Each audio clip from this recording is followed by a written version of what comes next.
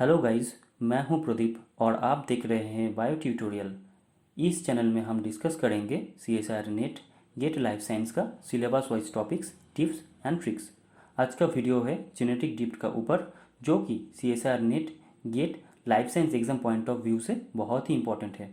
2 और 4 मार्क्स की क्वेश्चंस तो यहाँ से अक्सर ही पूछे जाते हैं। उसके साथ हम डिस्कस करेंगे प्रीवियस ईयर्स के कुछ क्वेश्चंस आंसर्स। वीडियो अच्छा लगे तो लाइक कीजिए, दोस्तों के साथ शेयर कीजिए एंड चैनल को सब्सक्राइब कीजिए। नोटिफिकेशन पाने के लिए बेल आइकन को दबाना मत भूलना। चलिए शुरू करते हैं आज का टॉपिक, जेनेटिक ड्रिफ्ट।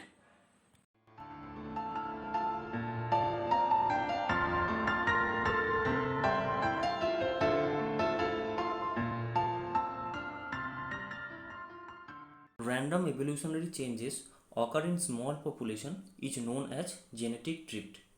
इसका मतलब है अगर कोई छोटा पॉपुलेशन में रैंडमली जीन फ्रीक्वेंसी का चेंज हो जाता है तो उसे जेनेटिक ड्रिफ्ट कहता है। इसका कारण क्या है? The main cause of genetic drift is natural calamities. मतलब नेचर की वजह से कोई एक्सीडेंट हो जाता है, जैसे कि आग लग जाना, बाढ़ आ जाना या तो भूकंप आ जाना, तो जेनेटिक ड्रिफ्ट हो सकता है। इस डायग्राम की मदद से और अच्छी तरह से हम समझेंगे। मान लीजिए एक पॉपुलेशन में 3 तरह का इंसेक्ट था, लेकिन जंगल में आग लग जाने के वजह से जो रेड इंसेक्ट है उसका कॉम्प्लीटली डेथ हो जाता है। तो ये पूरा प्रोसेस ही रैंडमली हुआ। इस यहाँ पर रेड इंसेक्ट को छोड़कर बाकी के दो जो इंसेक्ट है उनका भी डेथ हो सकती थी, लेकिन पूरा प्रोसेस ही रैंडमली हुआ। इसके वजह से जो रेड इंसेक्ट है वो कम्प्लीटली रिमूव हो गया इस पॉपुलेशन से। वो वापस कभी लौट नहीं आएगा इस पॉपुलेशन में। तो इसे हम जेनेटिक ड्रिफ्ट कहते हैं। Features of genetic drift. पहला फीचर है genetic drift is significant in small population. इसका मतलब है जेनेटिक ड्रिफ्ट छोटा पॉपुलेशन में ही इसका असर दिखा सकता है। अगर पॉपुलेशन का साइज बड़ा हो तो जेनेटिक ड्रिफ्ट कोई जेनेटिक वेरिएंसी क्रिएट नहीं कर सकता। दूसरा पॉइंट है allele frequency change at random. आप देख सकते हैं यहाँ पर 3 तरह का इंसेक्ट था। इनमें से कौन सा इंसेक्ट आग लगने की वजह से मरेगा ये पहले से डिसाइड करके नहीं होता है। रैंडमली कोई 1 और 2 या 3 ही मर सकते थे, लेकिन लकीली जो वाइट और गोल्डन इंसेक्ट है वो बच गया और जो रेड इंसेक्ट है वो मर गया। ये पूरा प्रोसेस ही रैंडमली हुआ, तो ये पहले से डिसाइड करके नहीं होता है। Genetic variation lost. इसका मतलब है यहाँ पर जो रेड इंसेक्ट आग लगने की वजह से कम्प्लीटली डेथ हो गया जिसका, तो वो फिर तो कभी वापस नहीं आ सकता पॉपुलेशन में ना। तो इसके वजह से क्या हुआ कि इंसेक्ट के जो जेनेटिक वेरिएंसी है वो लॉस्ट हो गया, उसका कम हो गया। हार्मफुल एलील में बी फिक्स्ड।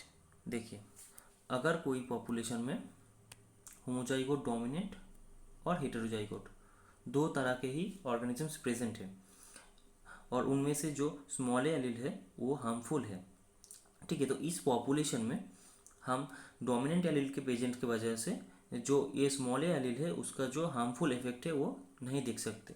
लेकिन मान लीजिए अगर जेनेटिक ड्रिफ्ट की वजह से जो कैपे कैपे एलील है और डोमिनेंट एलील है उसका डेथ हो जाता है, तो हेटेरोजाइगोट ही सिर्फ बचेंगे।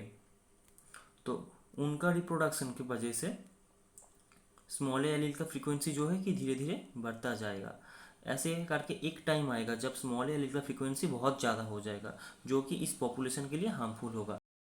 तो इस तरह से हम कह सकते हैं कि जेनेटिक ड्रिफ्ट की वजह से हार्मफुल एलील फिक्स्ड हो सकते हैं। Types of genetic drift. 2 तरह के जेनेटिक ड्रिफ्ट होते हैं, फाउंडर इफेक्ट, बॉटलनेक इफेक्ट।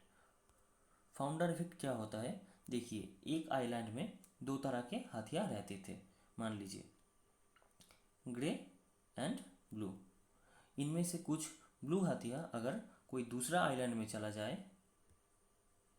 तो देखिए क्या होगा कि इस जो दूसरा आइलैंड है, सेकेंड आइलैंड है, यहाँ पर क्या होगा, सिर्फ एक तरह की ही हाथियाँ होगी। तो जो दूसरा आइलैंड है वहाँ पर जो हाथियों का जेनेटिक वेरिएंस है वो कम हो जाएगा, यहाँ पर सिर्फ एक तरह की ही हाथी होगी। तो इसे कहते हैं फाउंडर इफेक्ट, बॉटलनेक इफेक्ट। मान लीजिए यहाँ पर क्या होगा, एक बॉटल में तीन तरह के बॉल्स हैं, रेड, ऑरेंज एंड ग्रीन। देखिए, अब अगर हम रैंडमली इस बॉटल को उल्टा कर देंगे तो जो बॉल्स इस बॉटल के नेक के पोर्शन में होगा वही इस ग्लास में आ सकते हैं। ठीक है, अब देखिए यहाँ ऐसे तो करके रेड बॉल्स यहाँ पर नहीं आए, तो जो दूसरा पॉपुलेशन होगा वहाँ पर हम सिर्फ दो तरह के ही ऑर्गेनिजम्स देख सकते हैं। सोचिए एक जंगल है, वहाँ पर आग लगी है और उस जंगल से निकलने का एक ही रास्ता है, तो क्या होगा, जो एनिमल्स उस जंगल के रास्ते का नज़दीक होगा वो ही बच जाएगा और जो उस रास्ते से दूर होगा वो निकलने से पहले ही जलकर मर जाएगा। तो ऐसे करके क्या होगा, उस जंगल का जो एलील फ्रीक्वेंसी था, जो एनिमल का जो जेनेटिक वेरिएंस था, सब नष्ट हो जाएगा। तो इसे हम बॉटलनेक इफेक्ट कह सकते हैं। ये एक तरह का जेनेटिक ड्रिफ्ट ही है। ठीक है, तो अब बारी है कुछ इंपॉर्टेंट फार्मूला की। तो एलील फ्रीक्वेंसी डिक्रीज और इंक्रीज पर जेनरेशन, इसका जो फॉर्मूला है 1/2n। 2n, यहाँ पर जो n है, n equals to number of individuals in population. दूसरा फॉर्मूला है एलील फ्रीक्वेंसी लॉस्ट और फिक्स्ड इंक्रीज्ड पर जेनरेशन। ये आपको याद रखना होगा, ये दो फार्मूला याद रख लीजिए। यहाँ इस फॉर्मूले की वजह से आप 2 से 4 मार्क्स इजीली गेन कर सकते हैं। 1/4n, 4n, n मतलब number of individuals in population. आप कुछ पिछले साल का क्वेश्चंस देखते हैं, CSIR नेट में और गेट में आया था। ये क्वेश्चन है गेट 2016 का। which of the following is a neutral phenomenon? Natural selection, sexual selection, genetic drift, population bottleneck। आप अभी अभी पढ़ा कि जो जेनेटिक ड्रिफ्ट होता है वो एक न्यूट्रल फिनोमिनन होता है। यहाँ पर हार्मफुल एलिल्स भी फिक्स हो सकते हैं और जो हमारे बेनिफिशियल एलिल्स हैं वो भी फिक्स्ड हो सकते हैं। तो आंसर होगा genetic drift.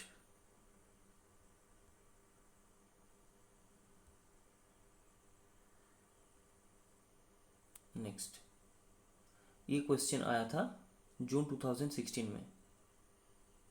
100 independent populations of Drosophila are established with 10 individuals in each population, of which one individual is of Kappa genotype and other 9 are Kappa genotype. If random genetic drift is the only mechanism acting on the population, then after a large number of generation, the expected number of population fixed for a allele is। आपको इस math के लिए जो पहला वाला formula था वो apply करना पड़ेगा। यहाँ पर क्या है, नंबर ऑफ इंडिविजुअल्स कितना है 10, नंबर ऑफ पॉपुलेशन कितना है 100। तो यहाँ पर जो n है, नंबर ऑफ पॉपुलेशन है वो 1/2n है, जो n होगा वहाँ पर 10 लिख देना है सिंपली। आपको जो आंसर मिलेगा 0.5 होगा।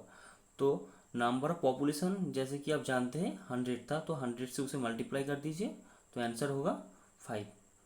तो इस क्वेश्चन का आंसर है 5। नेक्स्ट क्वेश्चन आया था दिसंबर 2015 पर। In several population each of size n equals to 20, मतलब नंबर ऑफ पॉपुलेशन 20 दिया गया है। If genetic drift results in a change in this relative frequencies of alleles, a what is the rate of increase per generation, proportion of population in which the allele is lost or fixed। दूसरा है what is the rate of decrease per generation in each allele frequency between 0 and 1। तो यहाँ पर क्या होगा, पहले वाला जो आंसर है उसके लिए आपको 1/4n फॉर्मूला यूज़ करना पड़ेगा और दूसरा वाला जो फॉर्मूला है उसके लिए 1/2n का फॉर्मूला यूज़ करना पड़ेगा। और दोनों ही केसेस में n का जगह 20 बिठा देना है। तो इसका वजह से आंसर हो गया ऑप्शन सी। और एक क्वेश्चन ये जो आया था CSIR नेट जून 2014 में, in very small population genetic variation is often lost through genetic drift if the population size of a mammal on the isolated island is 50। यहाँ पर जो कि है पॉपुलेशन साइज 50 बता दिया गया है। तो what percentage of genetic variation is lost every generation, पर जनरेशन लॉस्ट कितना है ये आपको निकालना है।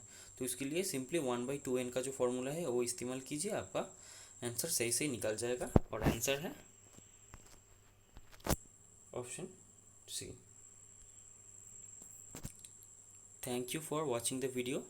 अगर आपको वीडियो अच्छा लगे तो लाइक कीजिए, शेयर कीजिए, सब्सक्राइब कीजिए। Please keep supporting me. Thank you.